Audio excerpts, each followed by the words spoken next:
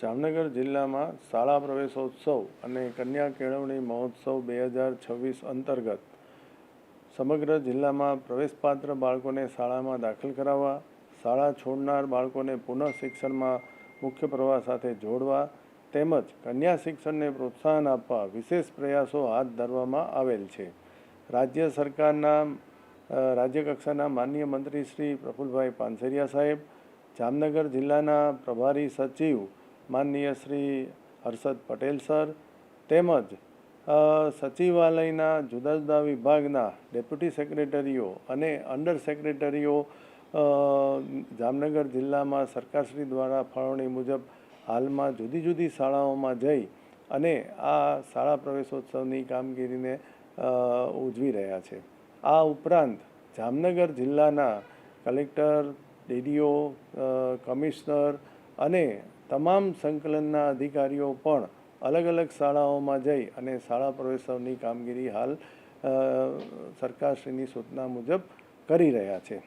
જામનગર જિલ્લામાં સરકારી પ્રાથમિક અને માધ્યમિક શાળાઓમાં કુલ 26,990 બાળકો પ્રવેશ મેળવશે, જેમાં આંગણવાડીમાં 3,794, બાલવાટિકામાં 7,025, ધોરણ 1માં 8,477, ધોરણ 9માં 5,480 તેમજ ધોરણ 11માં 2,214 વિદ્યાર્થીઓનો સમાવેશ થાય છે.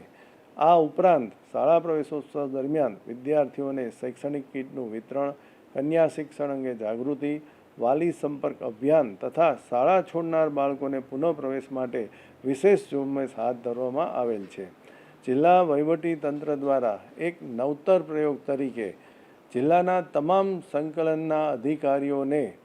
2024-25માં શાળામાં અભ્યાસ કરતા હોય અને 25-26માં અભ્યાસ છોડી દીધેલો હોય આવા ડ્રોપઆઉટ થયેલા બાળકોનો સંપર્ક કરવા માટે ગામ વાઇઝ અને સ્કૂલ વાઇઝ યાદીઓ આપવામાં આવેલી હતી અને આ અધિકારીઓ દ્વારા આ બાળકોનો શાળા પ્રવેશોત્સવ પહેલાં સંપર્ક કરી કુલ 5,000થી વધારે રિફ્યુઝી બાળકો એટલે કે જે બાળકો